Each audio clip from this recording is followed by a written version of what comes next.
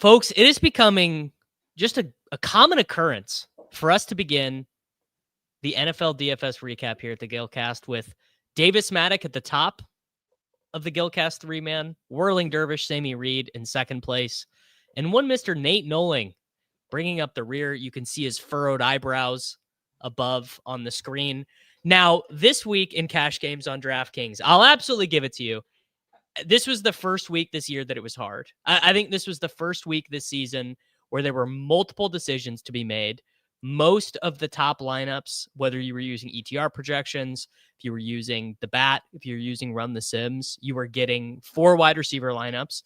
You were getting super marginal plays. But the way you can always tell that it's going to be a weird week is when the top lineup and the 20th lineup are totally different, like have different quarterbacks, have different flexes, have a different punt tight end, or if there is a big expensive defense, like when one expensive defense is in the train, that also makes it really hard. So I would really like, and trust me, we are going to be dunking on everyone. Everyone's going to get their dunks on today. But I actually think if you lost today, there's a chance that you lost and you still played fine, other than if you did the one thing that Nate did, which was insane at the quarterback position. But Sammy, man, how did you enjoy your experience in week 4?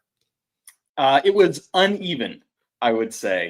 We were texting in the morning about what we were playing and what lineups we were doing. And I said, this was a ball knower slate, right? This was a tough slate. Everything wasn't obvious. And you kind of had to know some ball to succeed in this slate.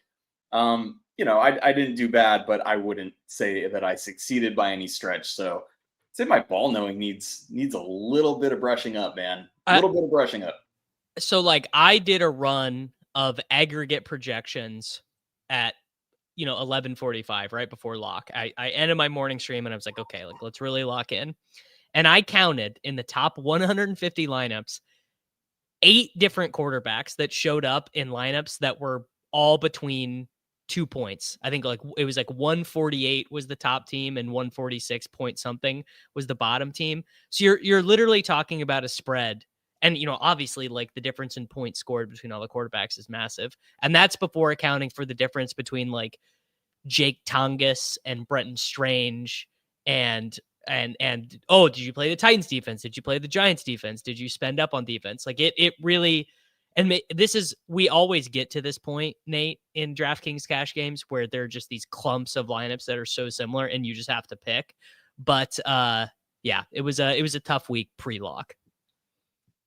Yeah, it was. And there was just a lot of options. And I think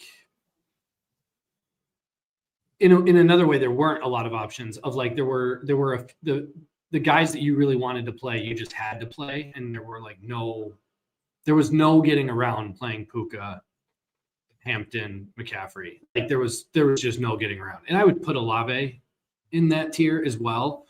There was just, I think if you didn't have those guys, I think you played bad. But there was 100 lineups with those guys in there. But I thought that, Puka, CMC, Hampton, Olave, I thought were just 100% locks. And but the rest of the lineup, there was 15 different ways you could have gone. Yeah, I didn't consider. I played Olave. I didn't consider him a lock. I thought he was a good play. Obviously, I played him, but man, you gotta understand. With Rattler back there, he is exceedingly likely to underperform his expected points. He's not in the dome. He's against a really good defense. I'm kind of a moron for not realizing that he was not in the dome. To be honest, Olave not being in the dome did not occur to me once. And you just saying that did just make me be like, yeah, I probably should have just realized that the Saints were not in the dome. And not only are they worse not in the dome, but Kellen Moore is going to call a way more conservative game plan as this huge dog on the road, not in the dome. That it just really didn't. So maybe I partly, and we talk about this a lot, but guys you play in cash that you don't consider for 1 second in tournaments, like there's not I could have had 1,000 entries today before I played Olave in a tournament lineup, but Yeah, I because you're played him hoping in to cash. get 10 targets and 6 catches for 70 yards, and you're like, oh yeah, Olave, and when he had 0 catches and then threw that pick before halftime, I was like, I am an all-time donkey for playing this guy. And frankly, got bailed out by him catching a touchdown, which is not something that he does a lot of. So, got lucky with Olave, frankly. I mean, yeah. I'm not gonna join with you in this take. It's not a dome. You two are fish of all fish. I mean, Chris Olave at 5,100 with his expected production at this point in the season might be like the best value play we've had at the wide receiver position in years. Like, there's just no not playing years. Chris Olave. An all-time value. Like, you guys obviously like. It's easy to dunk on him, but like no, Chris Olave in all time, would you say he's a better value than Keenan Allen at 4,700? Generational value, Keenan Allen. Olave at 51 on a slate like this, I think should have been 80% owned in cash games. Like, how owned was he? Let's see. Like 65, 70 probably. In the massive $50 double up, yeah, he was 60% owned. He was a very good play. Because he's getting double-digit targets every week, and that's hard to find at 5K or 5,100. Like, it's very. He came into the week, I think, 3rd in expected points behind Puka and behind CMC and Neighbors, and he was 5,100. Like, I understand that his efficiency is not going to be at expected, but even 0.8, even if you discount his expected production to 0.8, he's still at 5,100, a great play. So I'm not going to sweat the Olave thing. Okay, so Omarion Hampton was obviously a lock. I thought he was the biggest lock of the slate. Pretty easily. Well, hold on. Let me run through my team, then we can do it. I played Jackson Dart. I was the only one in the 3-man who played Jackson Dart. James Cook the third, Omarion Hampton, Jacoby Myers, Puka Nacua, Chris Olave, Brenton Strange, Christian McCaffrey in the Titans defense. When I ran my teams, the players I locked were Christian McCaffrey, Omarion Hampton, Puka Nacua, and Christian McCaffrey. And then I looked at the combos around that. Those were McCaffrey's so good you locked him twice. That's strong. Oh yeah. I locked Hampton, CMC, Puka. Those were the guys I locked. I thought Puka, absolutely had to play those guys. Do you guys remember back in the day when we were getting like, I don't know who it was, like Antonio Brown was like 9,000 and this sort of shit. And it's like to get that caliber of player, Puka Nacua, for under 8K at 7,900, he is quite clearly the best per game receiver that we have. I mean, it bar none, right? He leads the NFL in every category. Yards per route run, targets per route run, yards per game, receiving yards. Like he should be like $9,000. Yeah, dude. He's like the only receiver I can think of at that price tag that could get to value without scoring touchdowns. Like, he doesn't need touchdowns. And he would have had 33 without the touchdown. Yeah, and it's just like, even if Devontae steals a bunch of touchdowns from him, I'm not going to be tilted. I'll still play him in cash every week. I mean, I thought Pooh was at 79, just a great play, but yeah. So the final 2v2, I really was, because I was like, okay, I'm gonna play Olave. I'm gonna play Jacoby Myers. I don't have to help Jacoby Myers across the street. Famously, I was totally fine punting with the Titans defense. Like the Texans won this game, but their offensive line, I mean, it's just absurd. Like, it's just absurd how bad. 2 sacks, they could have had 6 sacks, honestly, in this game. Strange was very like, whatever. 6 for 45 is like exactly what you expect out of Brenton Strange. I didn't think it was worth it. Like, Kate Otten, I thought was terrible once Godwin was going to play, and some people wanted to do that. Paying up anymore felt bad because there was no other obvious place to save salary. So the final 2v2 was Jackson Dart and Devontae Adams, which would have been a 4 wide receiver team. Or sorry, Drake May and Devontae Adams versus Jackson Dart and James Cook. And I really just looked at it and I was just like, man, it's a ball knower slate. Jackson Dart is awesome. Jackson Dart is going to scramble. I mean, Jackson Dart's like rushing prop on the markets was, I think, 34.5. Like, I felt pretty. And then I saw a tweet that was like from one of these insiders that was like, oh, it's going to be a lot of zone read RPO stuff. And I was like, well, that meshes with what I think is going to happen. So this is like playing, who's the 4K shitter? Not Mac Jones, the other one. The week one. Sam Ellinger? Who are you talking about? Not Sam Ellinger, the other 4K quarterback this year. Ellinger? No. Not Mariota? Sam Ellinger. What? Not Mariota? yet. Like playing. Obviously, Mariota he's not as good as. Obviously, he's not as good as Mariota, but like playing Mariota, where you're getting some rushing floor. And then I was like, dude, Devontae Adams versus James Cook is not close. Like James Cook is scoring. Like my touchdown probability for James Cook in this game is 100%. It's what he's scoring a touchdown in this game 100% of the time. So I opted for the Dart Cook side. But like I said, like I would like to do a big dunk about how smart I am. This team, it did win, but it was fine. Like I don't think I'm some genius that found some secret team. You got the Well, that's good because right. I think this was like the James, most duped team. Team. Yeah. So what was James Cook owned? James Cook in the massive $50 double up was owned 46.8% of the teams in the massive $50 double up. God damn. See, I'm a fish. I think Cook is a miss. I think Cook was the weakest play of this lineup. Really? Yeah. I don't even particularly disagree. I actually really do like Dart. I think Dart was a great play. I just didn't know what to do with the salary. Like, I don't think Cook was a good use of it. I think Cook at 7,100, you're paying a premium for efficiency that's already happened. And so you need him to continue to operate at like a 1.4 points above expected. And he did, and he probably will. But like to pay for that at 7,100, you're paying the premium on efficiency. And I just think, I don't know. Like if Cook doesn't get the touchdowns, like his floor is just not there. And at 7,100, you're not getting. I mean, he's not gonna catch the ball at all. Like you do need him to be efficient.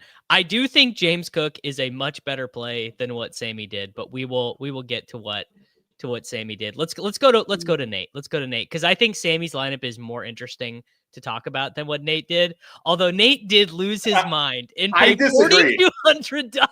I disagree.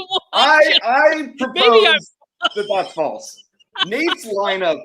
Oh my God, Nate's lineup is dog shit. Nate played a Geno Smith double stack. Geno Smith, Jacoby Myers, and Trey Tucker. Holy shit, Nate. What on earth? At what point in the game did you realize this was a bad idea? Because pregame I told you it was a bad idea, and you're like, well, I think in cash stacking is good, actually. And I was like, not when it's the Raiders.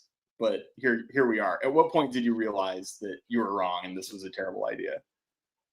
Probably, I think it was 3 minutes into the afternoon slate or 3 minutes into the noon slate when Jackson Dart scored a rushing touchdown.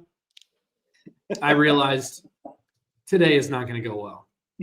Today is not going to be your day. And was it the second or third unbelievably bad Geno Smith interception where you were like, fuck? I mean, I've watched this Bears team every minute that they played this year, and I thought, I mean, this defense is horrendous. Like Geno Smith in a concentrated offense in the game is going to be a shootout because it's a terrible defense. And I thought, yeah, I mean, but I'll tell you what, stacking the worst offenses in the league in cash games is not a fun way to spend a Sunday. Watching the New Orleans Saints and just praying for Olave and Johnson to get a target, and then proceeding to then watch every snap of the Raiders go to Genty and just pray, like, is Geno going to ever throw the ball here? Yeah, it was brutal. I mean, So we get in on DraftKings Cash, Nate, we get 9 slots. We get nine slots, and you have 3 Raiders and 2 Saints. I think okay, for the audio listeners, this is what Nate played. Geno Smith, Christian McCaffrey, Amarian Hampton, Trey Tucker, Puka Nacua, Chris Olave. You might be wondering, okay, well, where does he spend his money?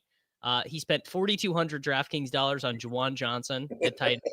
He played Jacoby Myers in his flex, and then he spent $3,400 DraftKings dollars on the Texans, who, to be fair, were in many of the optimal lineups. The question I have for you, Nate, is why did you not just find a way to play Drake May on this team? Or why did you not find a way to play Tyler Warren?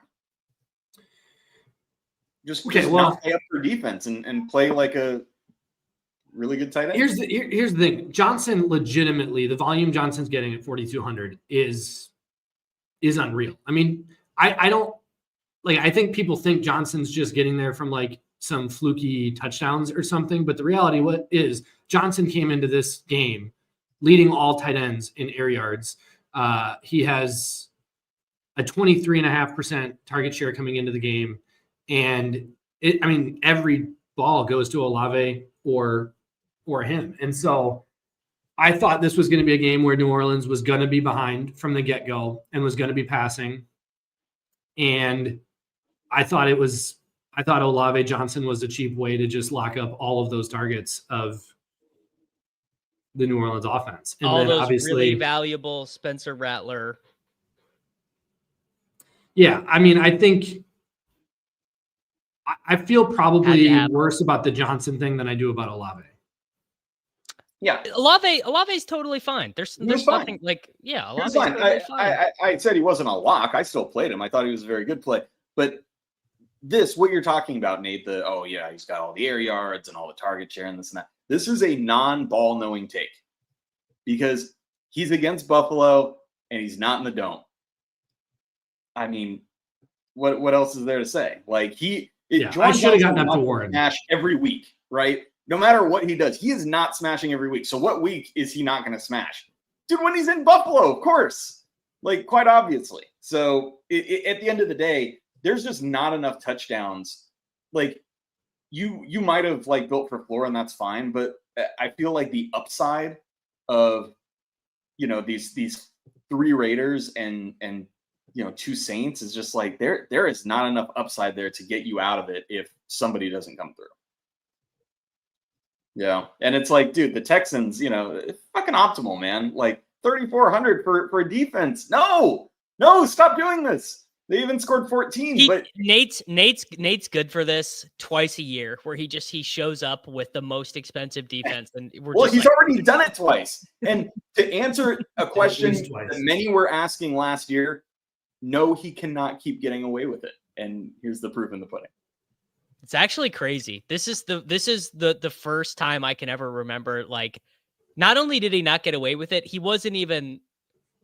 I wasn't even close. Yeah. Did you? I guess close. Looking at the Johnson score, did you not think about swapping? I did, but I think the correlation that I had locked myself into in the afternoon slate would just be like, I don't know what I would have swapped off like onto that would have been a higher upside. Yeah. Like this either hits or it doesn't, and it obviously didn't. But I would have just lost points trading. So there is a swap that you maybe would have done that could have gotten you there.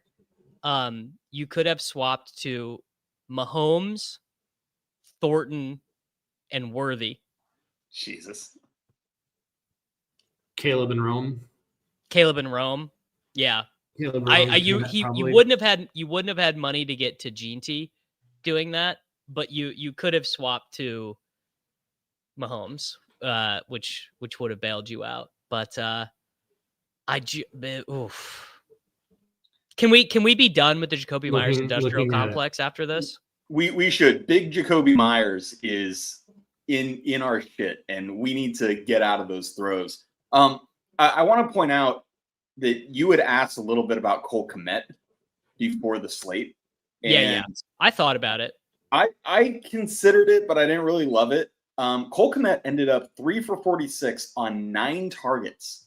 He was the top target earner for Chicago. And God, I mean, maybe it's a little results oriented, but he was what, like 3K? Not bad. He was stoned 3K. Yeah, that's not a bad deal there, I think. It's probably not. I think I played it. I think I played him in one tournament team maybe, but oof, it was yeah, Nate, I just sometimes, look, man, Clayton Kershaw sometimes gives up meatballs in the playoffs. Like sometimes the greats don't always have their game.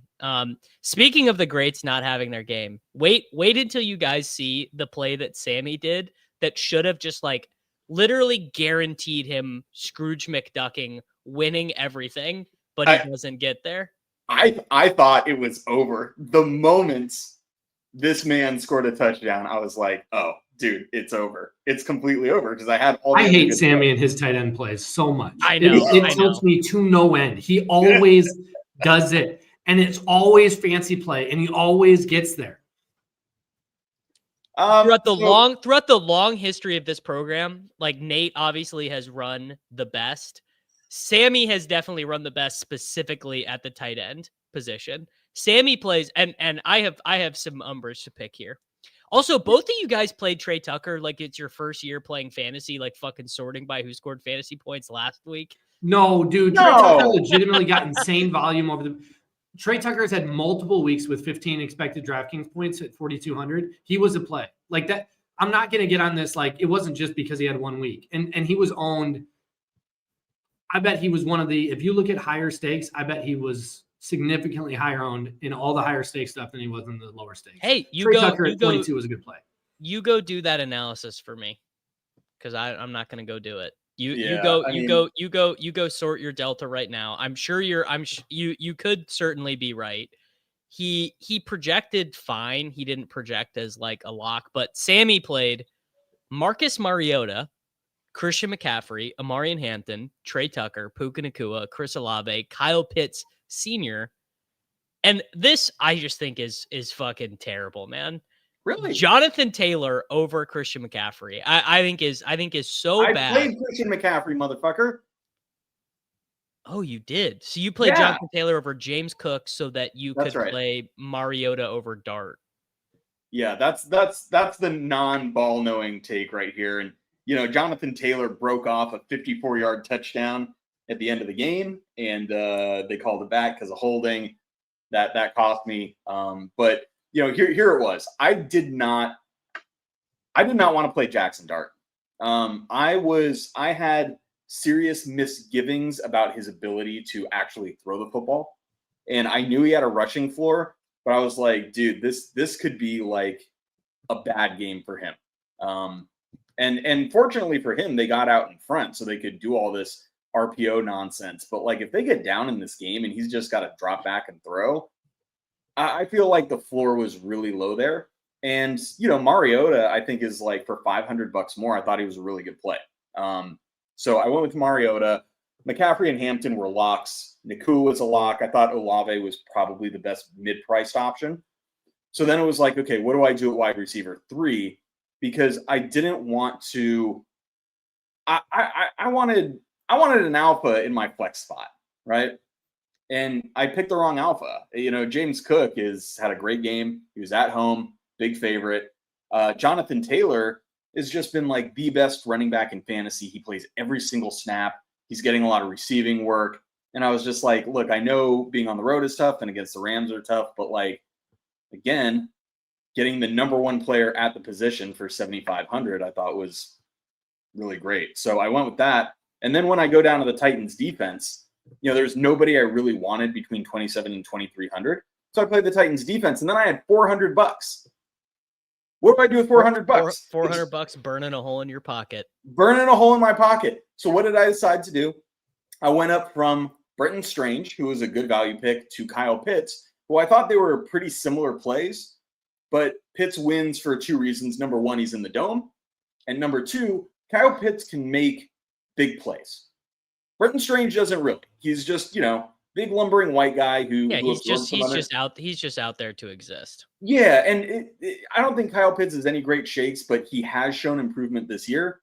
I thought it was a game that could score a lot of points. And I thought, look, like Kyle Pitts can get there with like big plays. And then he ended up having a really great game. You know, he went 5 for 70 and a touchdown. And when he got that touchdown, I was like, dude, these guys are going to be so pissed. I'm crushing.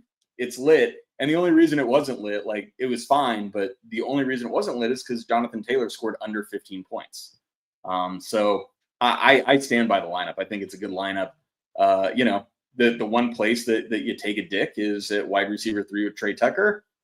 I knew it was thin, but you know, to Nate's point, he projected decently as well. A little gadget floor. I think he had 2 rushes in the game. Trey Tucker over Jacoby Myers is just like, I know we hate Jacoby Myers, but that is freaking FPS. Myers is Sammy, you got to play them both. You got to play them both. You got to play them both. That's what I was not going to do. I had this $400, and I'm like, oh, I could go up from Olave to Jacoby Myers, and I'm like, actually, I do not want to play 2 Raiders. Actually, I'm good on that. Yeah, I'm good on that. I'm just going to upgrade tight end. So I like the way I thought through this lineup. I think it was a good lineup. I stand by it, man. I don't stand by it because you did fear-based decision making, bro. You were scared of Jackson Dart. I was afraid of Jackson Dart. Yeah. You were, not that I think like Mariota's like, whatever, it's totally fine. But knowing that internally, the only reason you played Mariota was because in your heart, you were scared is, it just makes me respect the lineup less. You know, that's fair, but Mariota was in the dome. Just throwing it out there. He was in the dome. The fact that you like get there with 18 from Pitts with this monstrosity of a lineup just pisses me off so much. You think you deserve better, Nate? You think your Raiders triple should have buried me, and then you could dunk on Sammy? Like, all you got to do is play a Raiders double stack in cash, man. That's how you do it. And I'm sitting here moaning again. Oh, Nate always gets away with it. Not this week, buddy. Not this week. Not this week. This is a ball knower slate. Yeah. Kyle Pitts was a ball knowing play.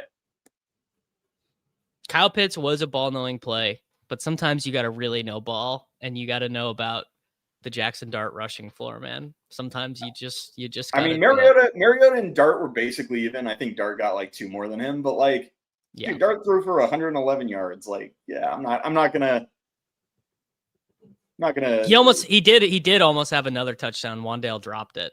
Yeah, I know. Dude, neighbors wouldn't see that whole game. It could have been a totally different game for him. Yeah. What really happened is I played Jonathan Taylor instead of James Cook, and you know that was 10 points right there. And you know what? I do it again. I think I do it again because I like guys who play every down. Do you think they're like from this slate where there were so many projected lineups that were clumped like that? Like, did we learn anything process wise? Like, is it already to the start of the year where the trains are so big and the stuff is so close that it's time to start doing a little bit of additional ball knowing, or is it just like totally it is what it is? Well, here's the additional ball knower stuff that like the projections are not going to spit out, but we should probably be playing Bijan Robinson ahead of Christian McCaffrey every week. I mean, the McCaffrey volume will be better, but he has no efficiency left. He has no efficiency. And dude, I think that Bijan has hit the receiving bonus twice in 4 games now this year. Like, dude, he's got it, and McCaffrey's just got a bunch of volume. And one of these days, like, McCaffrey's not going to get all the volume, or he's going to sit out a few plays or go to the blue tent for a while. And it's just going to be Jover because he's averaging 3.1 yards a carry, you know? Yeah. I don't know. That's the ball knowers take is like the projections are going to love CMC every week. And we play him every week and he's still inexpensive. But like when he starts getting to be the same price as some of these other guys, the ball knower is like, take the other guys who can actually be efficient. Dude, I want to agree with this take, but 15 targets. He had 15 targets last week. I know.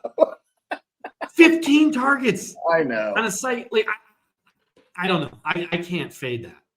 If you fade 15 targets from Christian McCaffrey and live to tell the tale, like I can't. I definitely agree with it conceptually, but I can't I can't do it in practicality. Like, I'm just going to be clicking him until he walks off into the blue tent sunset. I will be clicking. I know, because you look at the projections and you're like, you can't not play this. You just can't do it. In my sheet, he was the highest scoring player overall, even over Josh Allen, and the highest scoring skill position player by 2 points, even over Puka. I know. It's just like I know, and then you watch him and you watch like Brock Purdy just like pumpkin up, and you're just like, Christ, man, I just can't do this. But I don't know, man. He just is. I can't get on board with this take. He's had 3 weeks in a row of double-digit targets. And I don't think it's going to stop. I don't think that's like a game flow anomaly. No, it definitely is going to stop because he is going to dust it. Like his body can't do this, I don't think, anymore. He's so close to done, bro. He's so close, dude. We're pulling the rubber band back, and eventually the rubber band is going to snap. That's right. I know, but I'm just saying, Bijan gets like 5 targets a game, 6 targets a game, 7 targets a game. And it's like, that's his. It turns out literally CMC 15. It's a lot easier to play running back when you're 24 than when you're 30. It turns out. All right, let's do tournaments. Sammy and I actually had one in the same tournament. This was my team. This was Sammy in the Spy. This was me in the Spy. I played Patrick Mahomes at 9%, James Cook at 40%. I would take that one back. That is immediately really bad. Amarian Hampton at 48%, Xavier Worthy at 9%, Adonai Mitchell would have gotten a lot more points from Adonai Mitchell had he simply just fully held on to the football through the end zone. This freaking guy, like play of the year, catch of the year, catches it like one-handed with the dude draped on him, spins away down the sideline, and then just like coughs it up for no reason at all. Unbelievable. He was also the guy who held on the Jonathan Taylor. On the Jonathan Taylor. Yeah. Yeah. Then I played Deebo Samuel at 5%, Travis Kelce at 6%, Christian McCaffrey at 32%, and the Falcons defense at 11%. I guess I should have found a way. I couldn't have gotten to the Texans defense on this one, but I knew I wanted to play a Mahomes. I knew that like across everything, he was one of the high, like I think on Run the Sims, he was the 3rd highest optimal rate and the highest optimal leverage quarterback. But also with the Worthy stuff is like the projections just didn't know what to do with him. Like, do you project him like he's injured? Do you project him like he's a part-time player? Do you project him like he's Tyquan Thornton? Do you project him like he's Rush? Like, what do you do with him? And I knew that would be a blind spot for the projections. And also the Kelce usage has like mostly been fine. And he was the same freaking price as Tyler Warren. Like, I just like a Mahomes, like just a total throwback. And I mean, honestly, basically it went about as good as it possibly could have done. You know, Mahomes absolutely giga smashes.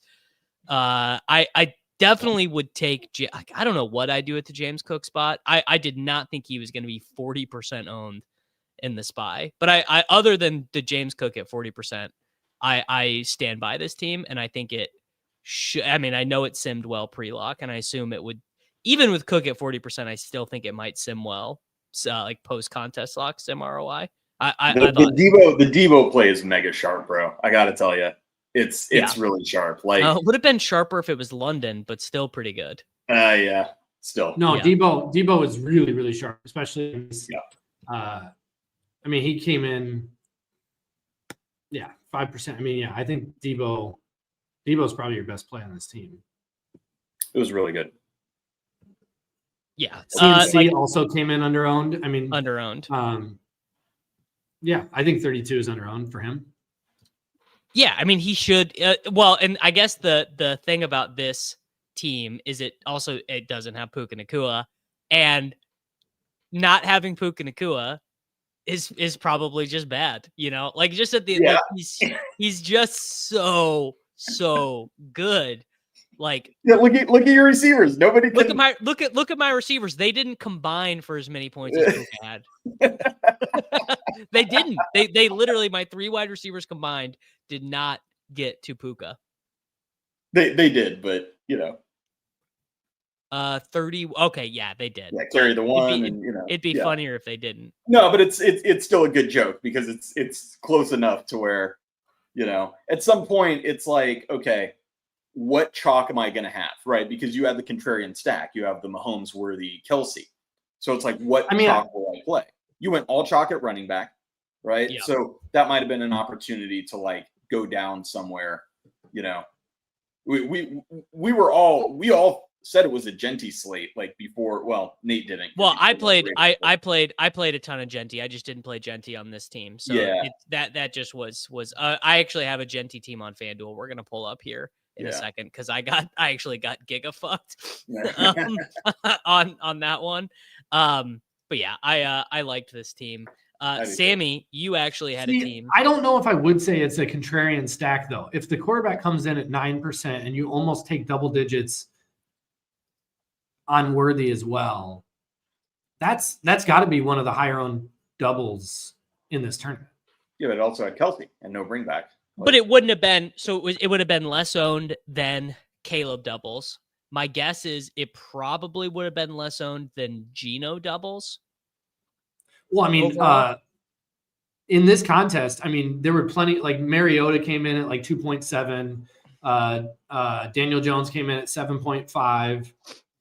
So Drake May was at 5.3. Caleb Williams, 16. So yeah, Mahomes ended up being like the fourth most owned QB in this field. I mean, I think that's kind of fine. Like I think that at the end of the day, that's fine. I'm not like, I guess I wouldn't know how to sim that out, but like fourth most owned Mahomes against the Ravens and that defense, I think feels fine. Sammy, this was the team that you played in the big 200K Spy.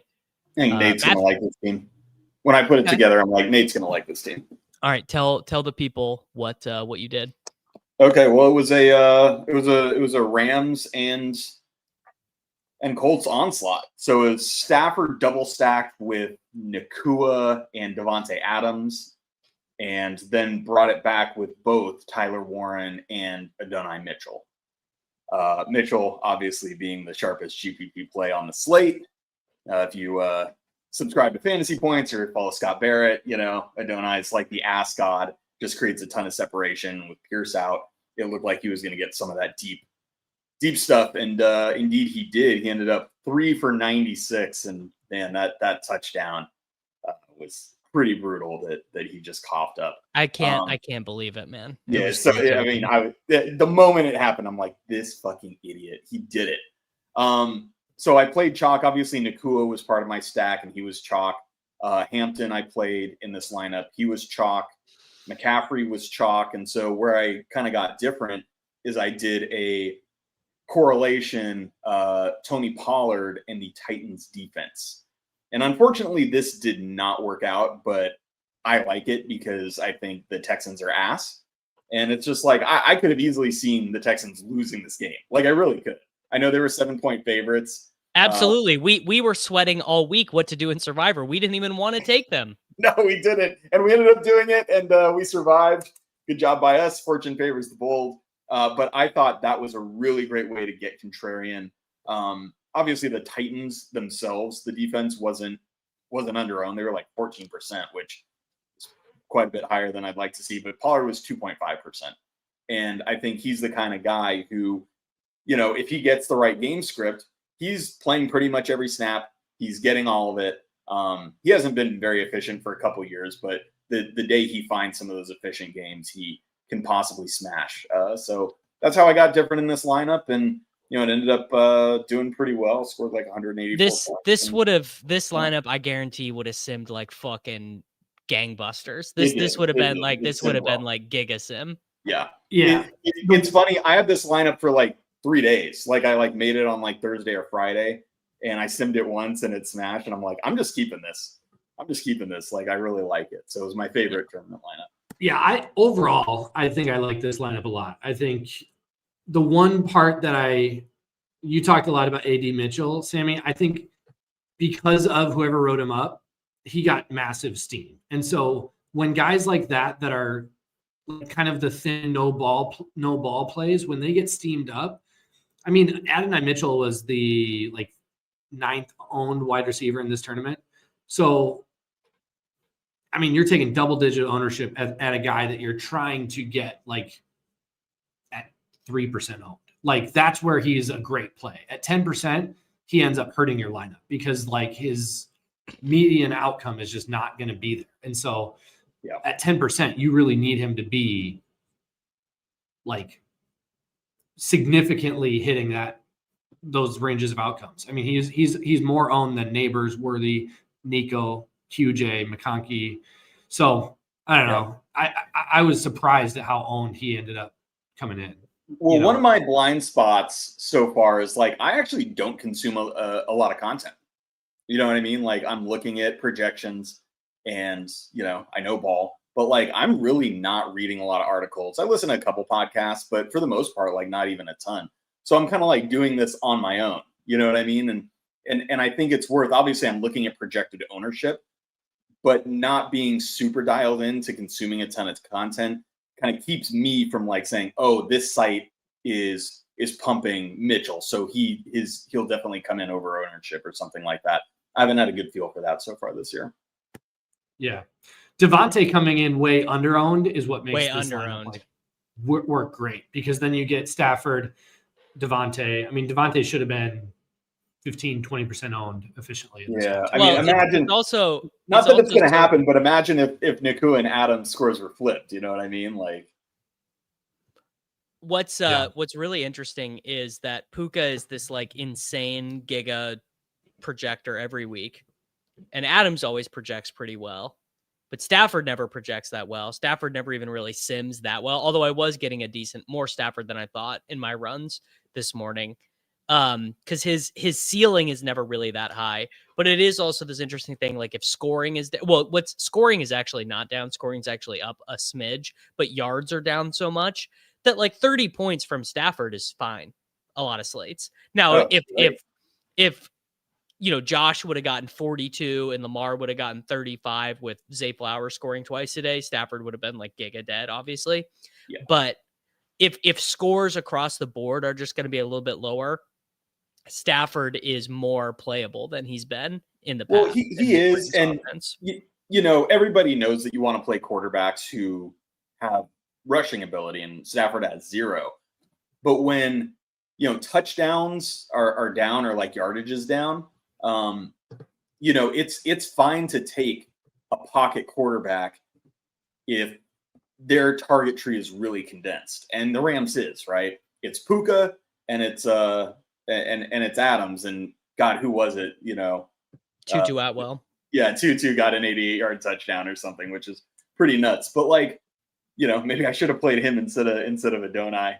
But you know what I mean? Like that's one of those things where like it's kind of like discount Joe Burrow, where if you know really where the ball is going, you can play these pocket quarterbacks in tournaments, I think. And Stafford, this will probably be his best game of the year fantasy point wise, so I ran good there. But like I think in general, it's okay to do that.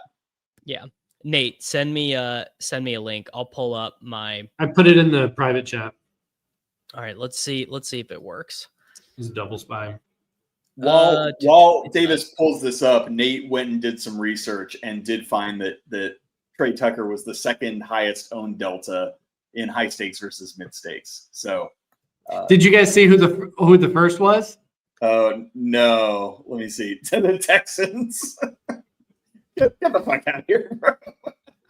It's because the Texans were in the number 1 ETR opto, which is what a lot of the high stakes guys play. All right, so this is the team I probably liked the most when I saw ownership flip. I thought that Geno came in so under-owned. Like I was shocked. I thought Geno was going to be, I don't know, like 20% owned. I mean, he's 15.5% owned, mate. Yeah, but that in like for what that game was supposed to be, I don't think that was not. I mean, Caleb and Geno, I thought were going to be well and above the field. So I think 15%. I was like happy when I saw that. JT coming in at 12%, felt great about. I didn't love Gentry's ownership. I thought that was higher than I wanted, like ran into some steam there. But then, yeah, the rest of this lineup I felt really good about. Obviously, it didn't work, but I thought the DeAndre Swift like bring back was a great way to have like low owned correlation, and that he did end up scoring a touchdown. But like, yeah, I thought going with the full Raiders onslaught, DeAndre Swift bring back ownership was in my favor. You just kind of put your whole day. You were convinced that this Raiders double stack was like it, and you were going to get wealthy. Dude, Chicago has an awful defense. I mean, this game should have been. This game just didn't go how I was expecting it all. I thought the Raiders were going to.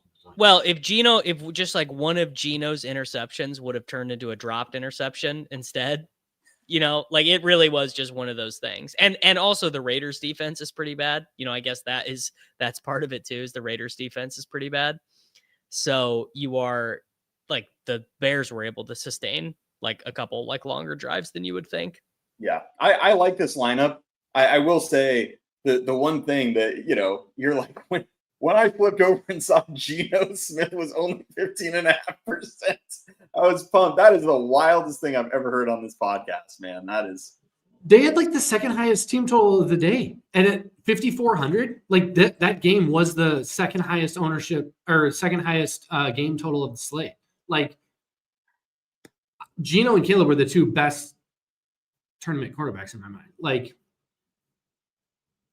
I don't know. The game didn't get as much steam as I thought it would. Yeah.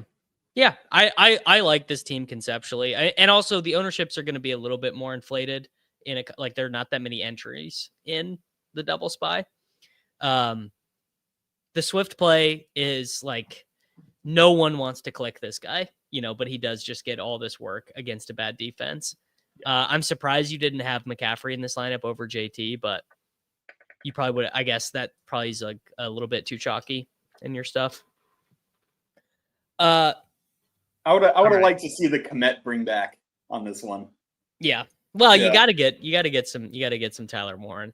That's right. Yeah. Little did he know you also have to help Geno across the street. All right. Purdy, I got giga fucked here at the end on FanDuel. So I'm 7 points behind first place. I have Brock Purdy. I'm not blocked. So like a garbage time Purdy not a garbage, but like a touchdown from Purdy here at the end. And I win the $33 single entry on FanDuel with Purdy, Hampton, Bucky at 10%, Ricky Pearsall, Puka, anyone but Jacoby Myers. Can't believe I played Jacoby Myers on FanDuel. Don't you know they only give half point per reception, Tyler Warren. And then GT was only 22% on FanDuel. They didn't get the memo over there that it was 3 touchdown day. He was 7,200. He was like really cheap. He was $2,000 cheaper than CMC and $2,700 less than Jonathan Taylor on FanDuel. But Purdy, the fumble was really bad. And the fumble itself also cost me points, which cost me a pay jump. Not that I'm mad about it, but we're getting close, boys. I guess I'm going to keep playing on FanDuel because they got my money on there because of the no sweat Millie. So what was up with Bucky Irving? In terms of price, was he owned or was that just like he was not owned? He was not owned at all. He was also like 7,200. He was more expensive than GT and Hampton. So no one, he just was in a weird salary spot. But Bucky was a ball knower. Like I was just like, the guy had 29 touches last week and he's coming into this slate in like Tristan Wirfs is back. And all the wide receivers are banged up. And it's like, okay, if your offensive line's banged up, then we're just going to be throwing the ball. Like it's going to be a lot of like quick Liam Cohen screens to the running backs and stuff. So we're close. I feel good. I feel directionally accurate for some binks. Yeah. All right. We're going to go ahead and get out of here, boys. Make sure you like the video. Make sure you subscribe to the channel. Thank you very much for listening. And we will be back with all of you guys next